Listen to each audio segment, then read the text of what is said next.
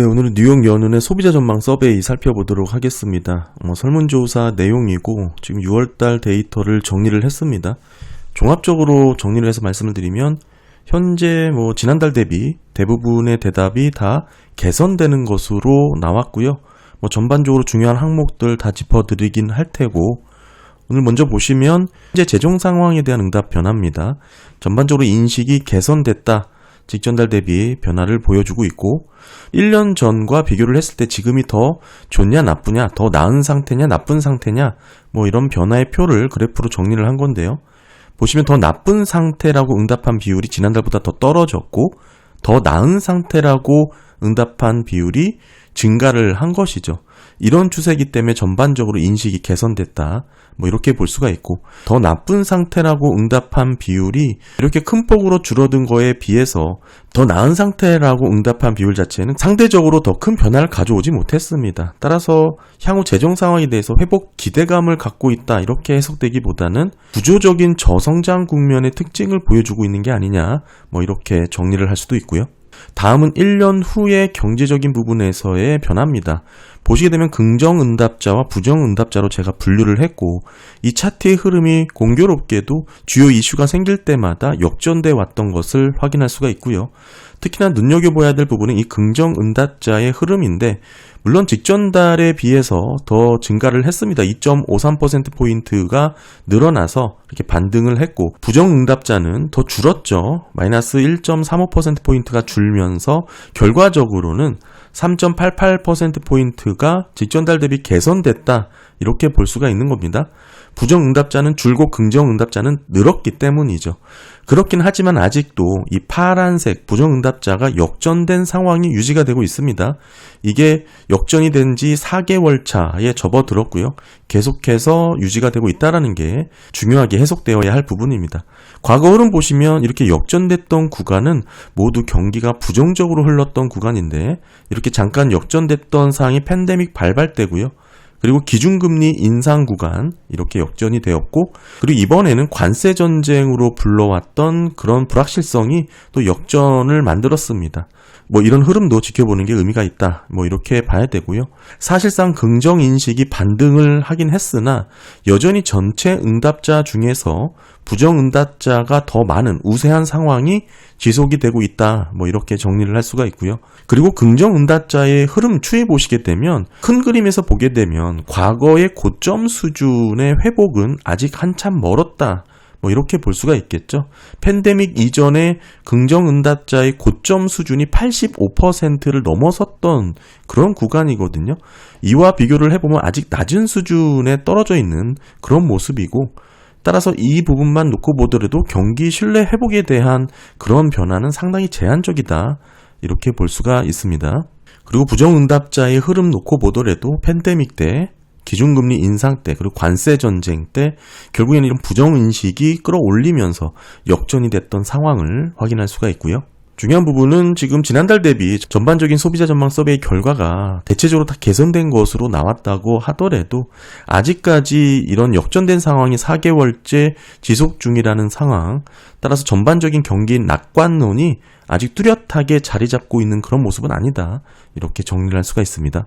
구체적으로 하나씩 살펴보면 향후 1년 후의 가계 재정에 대한 전망입니다. 다소 나아질 것 같음이라고 응답한 비율도 상승을 했고요. 반등을 했죠. 여기 보라색 라인인데 사실 4개월 연속해서 떨어지다가 반등이 나타난 거고요. 다소 악화될 것 같음이라는 응답도 사실 계속 상승을 하다가 5개월 연속 상승을 한 후에 나타난 일부의 변화입니다. 결과적으로는 크게 개선된 상황으로 이끌어졌지만 어느 정도 이런 변화 가운데 나타난 움직임일 수 있다는 것도 좀 염두를 해야 될 것 같고, 극단적인 대답이라고 볼 수 있는 훨씬 나쁠 것, 훨씬 나아질 것이라는 응답 비율도 여전히 비슷한 추이가 나타났습니다. 큰 변화 없이 소폭이나마 개선이 되는 것으로 확인이 될 수 있고요. 정리를 해보면 가계들은 향후 1년 동안 경제 회복에 대한 부분에 대해서 지난달보다 더 개선될 것이라는 기대감을 갖고 있다. 이렇게 볼 수 있습니다. 소비자 전망 서베이에서는 기대 인플레이션 수치가 함께 조사돼서 발표가 되죠. 보시면 1년 기대 인플레이션은 소폭 하락을 해서 3.02%로 기록이 됐고요. 3년은 3%로 직전달 대비 변함이 없었습니다. 5년도 마찬가지로 변화가 없이 2.6으로 기록이 되었고요. 기대 인플레이션 수치는 뉴욕 연은의 조사에 따르면 아직 큰 변화 없이 안정적인 수준에서 유지가 되고 있다. 이렇게 볼 수 있습니다. 다음은 가계소득의 성장률 변화입니다. 지난달 대비 0.15%포인트가 늘어서 2.86으로 기록이 됐습니다. 직전달 2.7에서 증가된 모습이고요. 다만 그렇긴 하지만 지난달 데이터가 21년 4월 이후에 최저치를 기록한 그런 데이터니까 쭉 떨어졌다가 거기서 소폭 반등을 했다.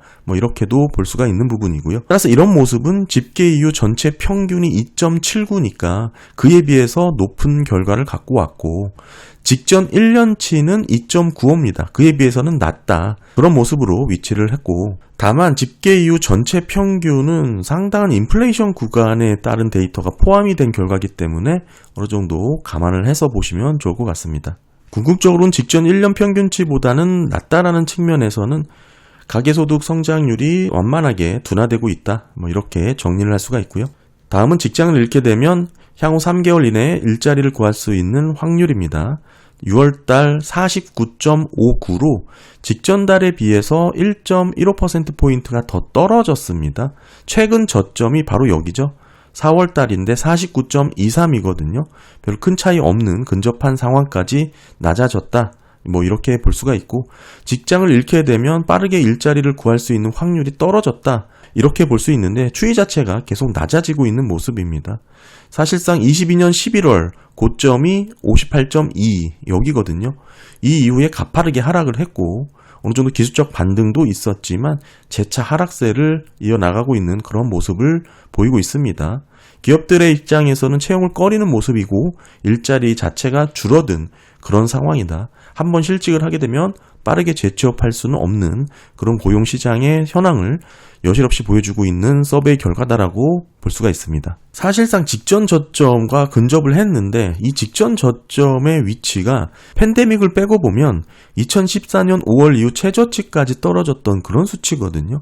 상당히 낮은 수준까지 떨어져 있다. 이렇게 정리를 할 수 있습니다. 대체적으로 이번 달 뉴욕 연은의 소비자 전망 서베이는 직전달 대비 데이터가 다 개선되는 것들이 많았는데 그런 와중에서도 이런 고용시장의 데이터는 더 악화되는 모습으로 나타났습니다. 그러다 보니까 실업기간의 평균도 지난달 대비 늘어났습니다. 증가 추세가 유지가 되고 있는 것이죠. 뚜렷하게 저점 이후에 반등하는 그런 모습을 보여주고 있고 장기 실업자가 늘어나고 있다. 한번 실업이 되면 취업이 어려운 상황이다. 이렇게 정리할 수 있습니다. 뚜렷하게 해고가 늘어나진 않았기 때문에 해고가 늘어나기 직전의 고용시장의 상황으로 해석을 할 수가 있고요. 네, 다음은 노동시장의 활력성을 볼 수 있는 향후 12개월 동안 자발적으로 직장을 그만둘 평균 확률입니다.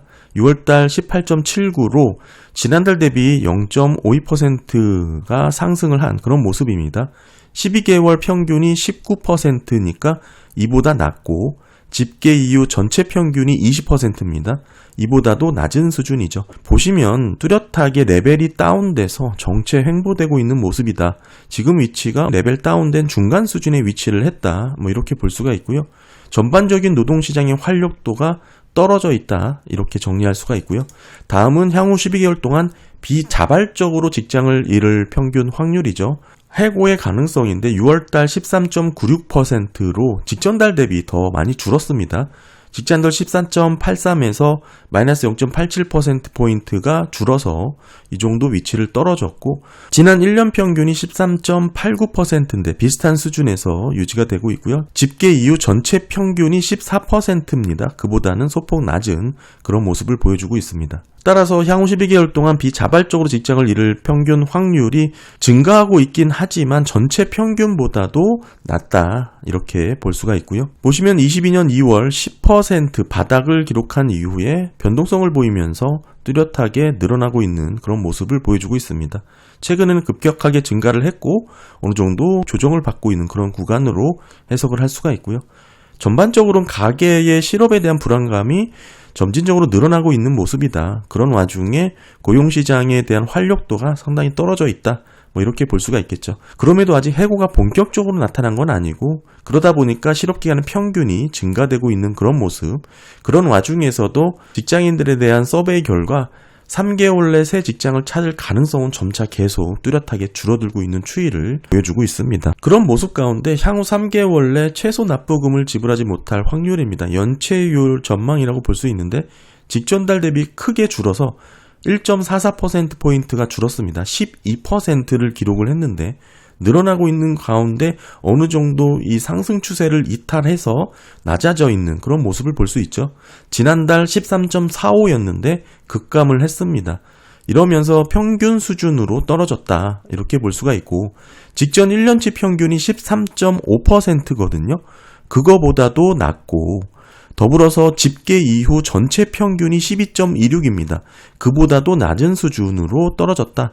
이렇게 볼 수 있습니다. 사실 지난달까지만 하더라도 대략 13.45%였기 때문에 미국 소비자 7명 중 1명이 연체 상황을 걱정하는 그런 수준의 데이터였다면 이번 달은 8명 중 1명으로 낮아졌다. 이렇게 정리를 할 수가 있습니다. 네, 오늘 6월달 뉴욕 여는 소비자 전망 서베이 살펴봤습니다. 전반적인 상황이 지난달 대비 개선된 것으로 많이 나왔고 그런 와중에서도 고용시장에 대한 흐름은 소폭이나마 악화되는 모습이 이어졌습니다.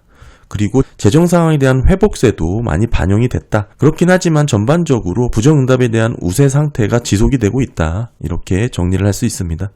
네, 감사합니다.